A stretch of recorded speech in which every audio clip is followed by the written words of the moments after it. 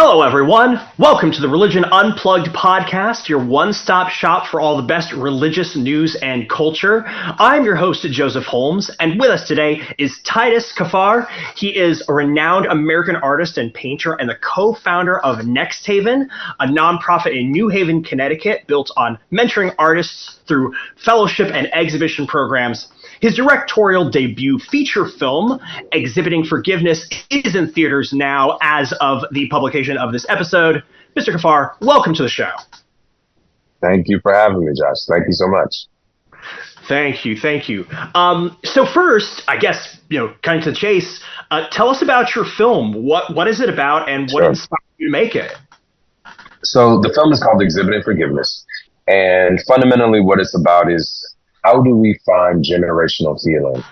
When we come from challenged backgrounds, how do we make sure that we pass on something to our children that they can build on? That curse that comes from generation to generation to generation. How do we actually take control and how do we block that? So we tell the story of an artist who uses his artistic practice to find that healing for himself and his family. That's fantastic. So what made you, again, you're already a well-respected, well-regarded artist and painter yourself. What made you decide first that this was a story that you wanted to tell, and specifically a story you wanted to tell this way, to make the jump to a completely different medium? That's a good question. I ask myself that question daily.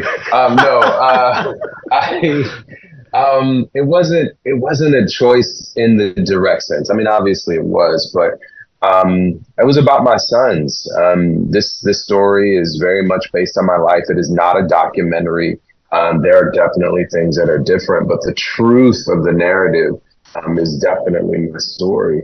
And my sons had gotten to an age where I couldn't tell them, I'll tell you more when you're older anymore. My oldest is going off to college, and when they were young, they would ask me questions about me and my upbringing and what my relationship is with my father. And I just avoided the conversation as much as possible.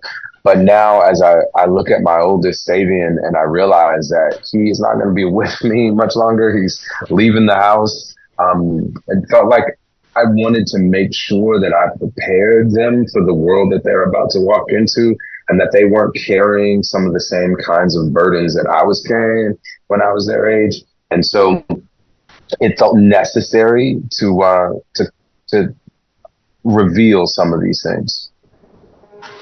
Totally. And the change of medium, like, why was a movie the best way to tell this story? I'm over my practice. I've learned different crafts, different mediums. I did a project where I had to learn glass blowing, and it required working with an extraordinary team of people to be able to pull that off. And I've worked on projects where I had to learn how to carve wood. And painting is definitely my first language, but ultimately I want to be, as an artist, I want to be bilingual.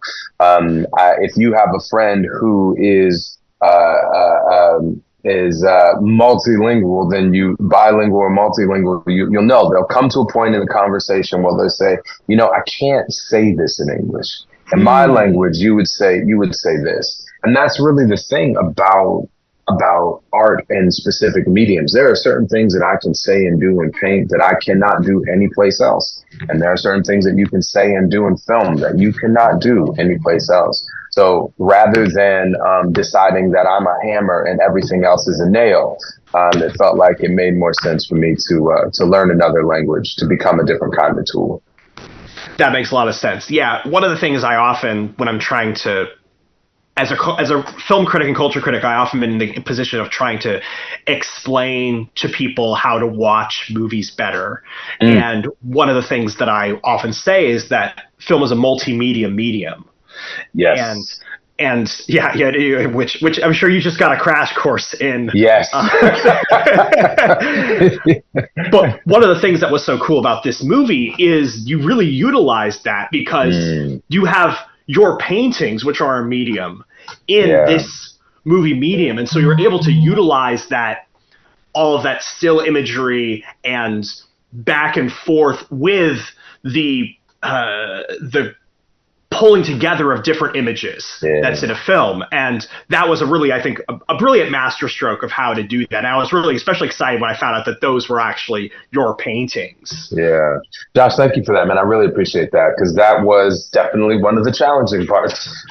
It was film is an interesting medium because it's one of the mediums that can hold almost all of the others. Right. So in film, you can put music, in film, you can put dance, and film, like the only thing that film can't hold is live performance. And that's what we go to theater for. But I really felt from the beginning that the paintings were going to be a significant part of the project, because number one, it's a story about an artist. Number two, I'm a painter and I think in image before I think in word. And even as I was writing the script, my process for writing, I think, is a bit different from most people's process of writing. I can't write until I see the image in my head, and then I just start trying to describe the image. And when it comes from memory, I just have to sit there and I have to talk myself through what happens. So when I started this process, I woke up in the morning at 5 o'clock. I started writing. I'd write for a couple hours, take my kids to school, and then after dropping my kids off at school, I would go to the studio and start drawing and painting. And I was listening to the things that I was writing while I was making these sketches. So it came together because literally the script and the text, because it wasn't a script first, the text and the paintings evolved at the exact same time. That's fantastic. That's brilliant. It's funny because it's not the way most people do this. I always say, like, when people are trying to write, bring whatever your other expertise is into for sure. This. Because again, like, Tolkien, when he was writing his books, it's so language based because he was a linguist. And of course you have Miyazaki, who's, the famous Japanese filmmaker. He does what you do. He starts with an image before he tells the story. So that's wonderful that you're able to do that. Now, one of the things that I think is so interesting about this story, and particularly, this is my thing because I'm, this where I work, Religion Unplugged, but you are wrestling with forgiveness as a central theme. I mean, it's in the title. You're not hiding the ball with that. No, not even trying to. But you're talking about, how to deal with generational healing. One of the big things that's a part of it that you wrestle with is what the place for forgiveness is in that. But you don't just wrestle with forgiveness. You wrestle with forgiveness in a very specifically religious manner, and even a very specifically Christian manner. Yes. Because a lot of the people who are advocating for, hey, your father has changed his ways, you need to forgive him, you need to reconcile with him, do so on very specifically Christian and religious bases. That's my background. That's, I grew up in the church. My grandmother dragged us to church all the time. And I loved it. I loved that experience as a childhood. For me growing up, particularly in the denomination that I grew up in, Kojic, it was culture. It was culture for us. And we weren't just at church on Sundays. That's not how we do it. Kojics don't do it that way. We are at church like 2 or 3 days a week, easy. And that is the reality of my experience. And the people who love me most in the world are believers, and the people who have saved me and taken me out of the situations where I needed to be saved were believers. My grandmother woke up every morning at 4 o'clock and prayed for every single member of her family. That's what she did my whole life. That covering I take very, very seriously. So the fact that my walk doesn't look like my grandmother's walk looked, that doesn't speak to what I know are the core of my values and my beliefs, and the very reason why I am here. For me, and you'll notice this even in the script, there's a line where the character says, your grandfather, he was a minister, but your grandmother, she was the saint. That's the reality, man. That my grandfather was a minister. My father was a minister before things kind of devolved.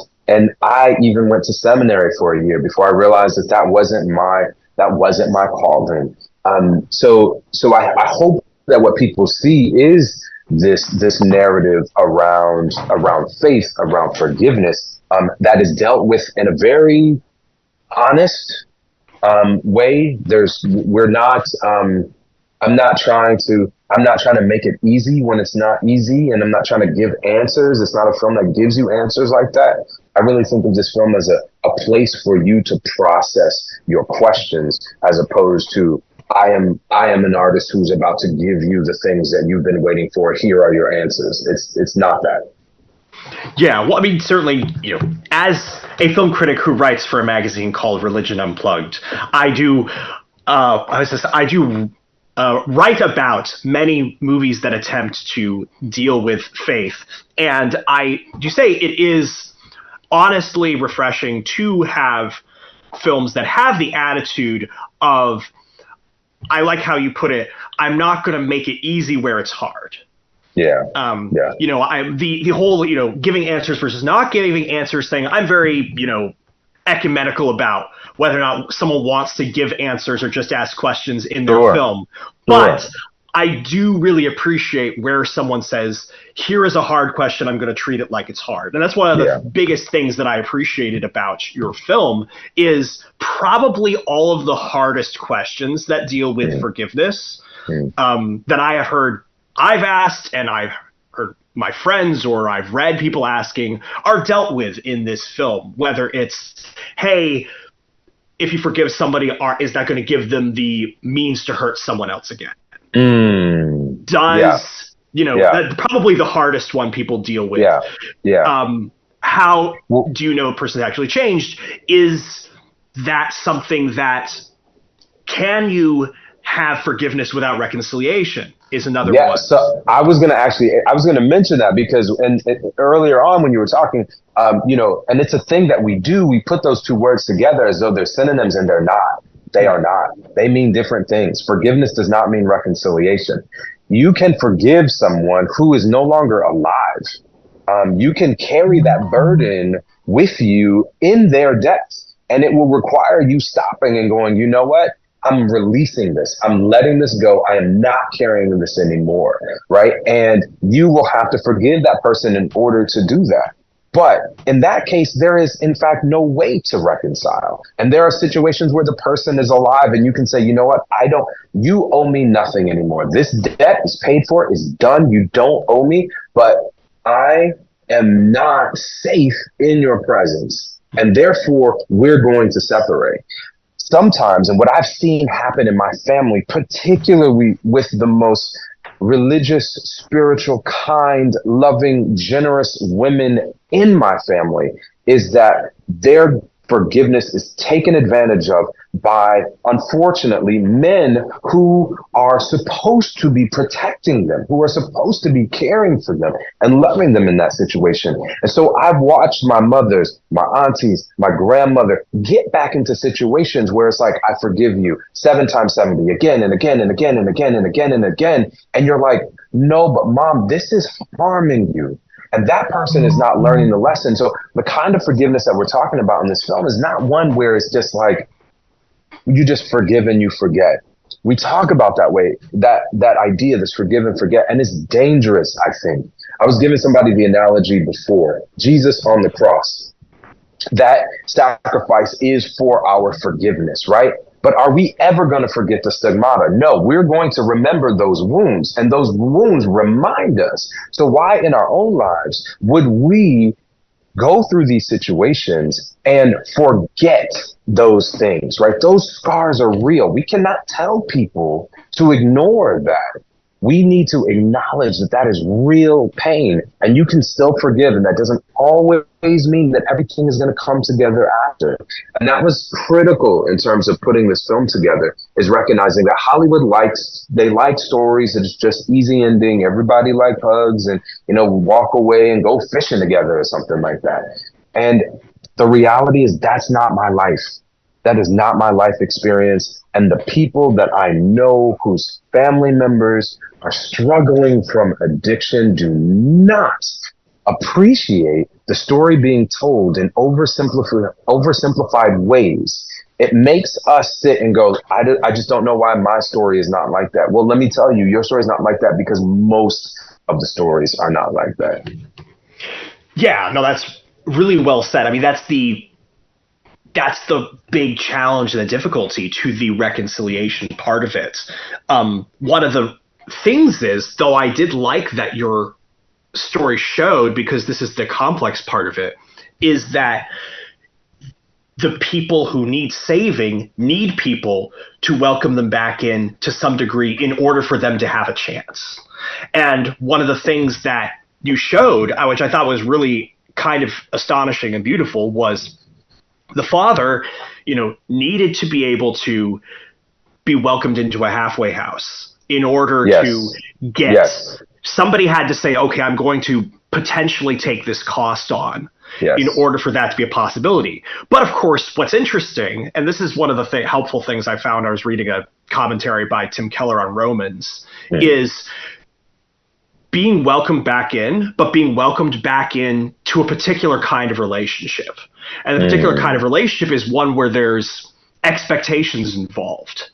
Where it says, look, I'm going to let you into this halfway house. Exactly. But you're going to have to behave this particular way. Yes.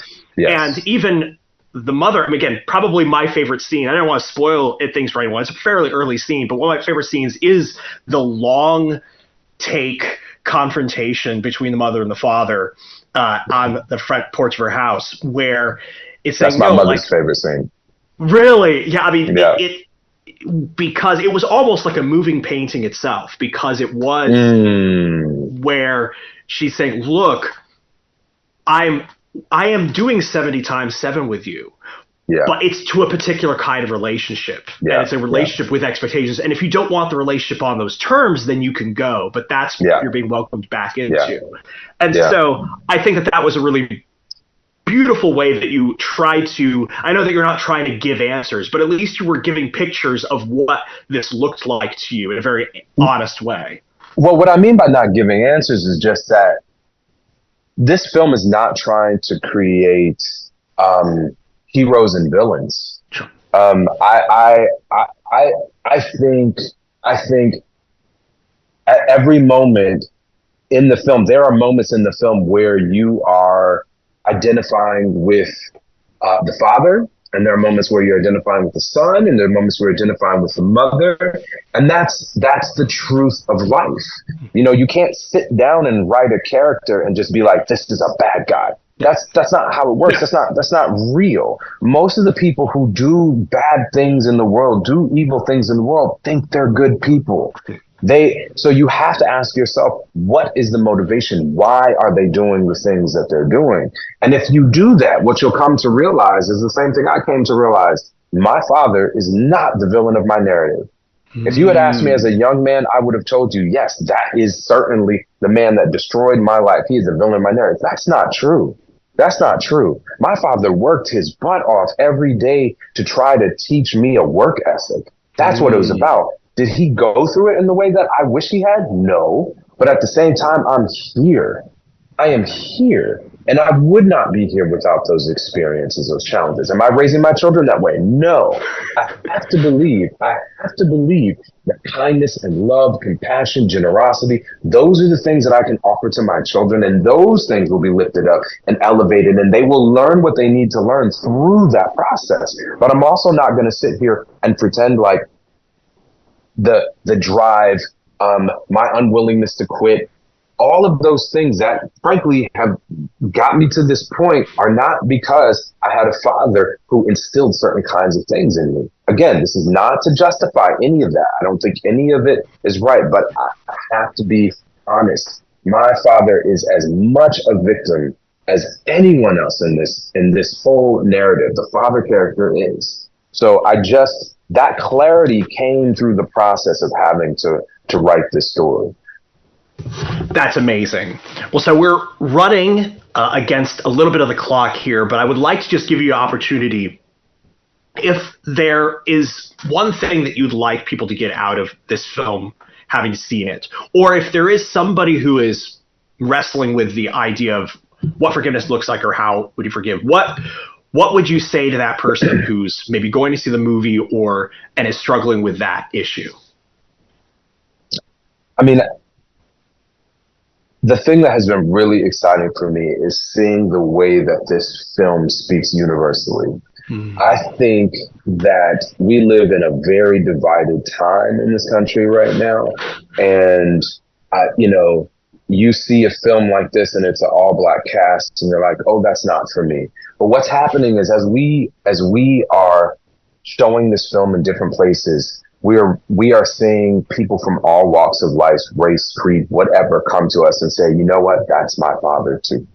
That's my father too. We were in Birmingham. We screened the film in Birmingham. 2,000 people showed up for the premiere. It was the most diverse, beautiful audience I've ever been a part of. This is a Sidewalk Film Festival. And at the end of it, this very tall white man came up to me. I was literally looking at his chest, and he was crying, and he said, I know we have different backgrounds. You're a black man, and I know that's different, and we probably have different political leanings, but you know what? That's my father too. And I don't know how you did what you did, but those are the same conversations I've had with my father, and I've never seen it reflected on screen before. So the thing that I hope, more than telling people what to feel, is I hope people see their selves reflected in this film in a way that they've never seen it before, that they experience a sense of hope that no matter where you start on this journey, the beginning of the journey does not dictate the destination. You can make a left turn, you can make a right turn. And I feel like my personal story, my life story, the fact that I'm even here is an example of that. Well, that's fantastic. Thank you so much for being on our show. No problem. For people, the movie is Exhibiting Forgiveness. It is in theaters now. Definitely check it out. Please go see it. Yes. Thank you again so much for joining us today. And thank you, audience, for listening to us. Once again, this is Religion Unplugged podcast, your one-stop shop for all the best religious news and culture.